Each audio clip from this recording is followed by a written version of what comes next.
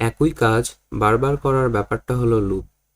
Loop একটা কোডকে বহুবার execute বা রান করতে পারে। মানে প্রতিবার আলাদা আলাদা মান দিয়ে আপনি যদি একই কোড বারবার চালাতে চান তাহলে লুপের প্রয়োজন হবে। যেমন আমি যদি এখানে একটা নাম্বারস নামে অ্যারে ডিক্লেয়ার করি এবং এখানে কিছু এলিমেন্টস দিয়ে দিলাম, অ্যারে এলিমেন্টস যে এরকম কয়েকটা দিয়ে দিলাম। তো আমরা তো চাইলে এটা যদি কনসোল লক করি তাহলে সবগুলো এলিমেন্টকে একবারে পেয়ে যাব। যে নোড ফাইলের নামটা দিয়ে এন্টার করলে সবগুলো এলিমেন্ট একবারে পেয়ে যাব। তো আমরা যদি চাই যে প্রত্যেকটা এলিমেন্ট একটা একটা করে পাবো যতক্ষণ পর্যন্ত না শেষ না হবে, তাহলে আমরা ফর অফ নামক একটা লুপ ব্যবহার করতে পারি। সেটা কেমন? সেটা অনেকটা এরকম যে ফর লিখতে হবে, তারপরে ফার্স্ট ব্র্যাকেট দিতে হবে, তার মধ্যে ভেরিয়েবল লিখতে হবে, যেমন কনস্ট্যান্ট নাম্বার অফ নাম্বারস, মানে নাম্বারসের মধ্যেকার প্রত্যেকটা এলিমেন্টকে নাম্বার হিসেবে পেতে চাই। আর তারপরে একটা সেকেন্ড ব্র্যাকেট দিতে হবে, তার মধ্যে আমরা এখন আপাতত কনসোল লক করতে পারি সেই নাম্বারকে।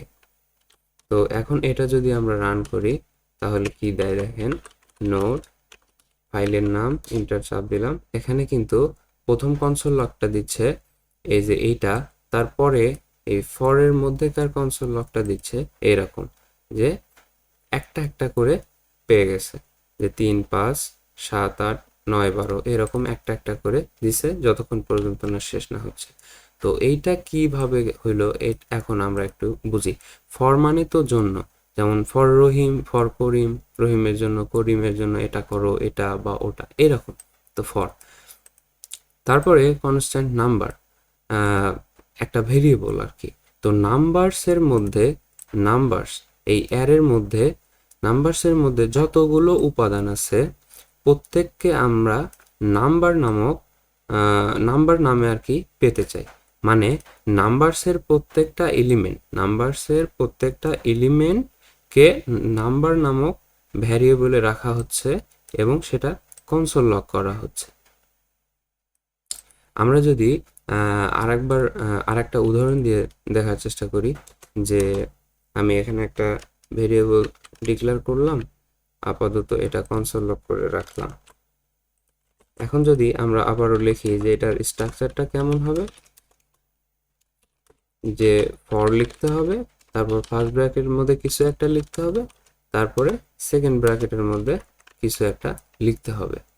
তো এটা যদি আমি আবারও লিখি যে ফর লিখতে হবে, তারপরে ফার্স্ট ব্র্যাকেটের মধ্যে কি লিখতে হবে, ভেরিয়েবল লিখতে হবে, যে কনস্ট্যান্ট মান্থ অফ মান্থস, এবং সেকেন্ড ব্র্যাকেটের মধ্যে আমরা বলতে পারি, কনসোল লক করতে পারি যে মান্থ। তো এটা যদি আমরা আবারও কনসোল রান করি তাহলে একটা একটা করে কিন্তু এই মান্থস নামক অ্যারে এলিমেন্টের মানগুলো দিয়ে দিচ্ছে। তো আপনি যদি খেয়াল করেন যে আমি এখানে ভেরিয়েবল লেখার ক্ষেত্রে সিঙ্গুলার ওয়ার্ড ব্যবহার করতেছি, কারণ এটা একটা একটা করে দিচ্ছে, আর পুরো অ্যারেটার নাম প্লুরাল ওয়ার্ড ব্যবহার করতেছি।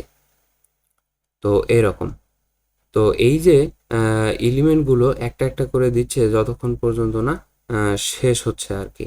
তো এভাবে এটাকে বলে ফর অফ লুপ বলে। তো এভাবে আর কি আমরা এক প্রত্যেকটা এলিমেন্ট একটা একটা করে পেতে পারি যতক্ষণ পর্যন্ত না কি শেষ হবে।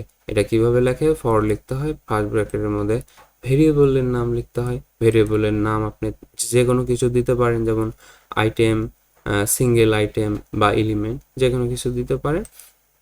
তারপরে আপনি যেখান থেকে একটা একটা করে পেতে চান সেটা দিতে হবে অফ, তারপরে ভেরিয়েবলটার নামের মধ্যে এটা স্টোর হবে এবং এটা কনসোল লক করতেছে। আপনি চাইলে অন্য কোনো যে কোনো প্রয়োজনে কাজে লাগাতে পারেন।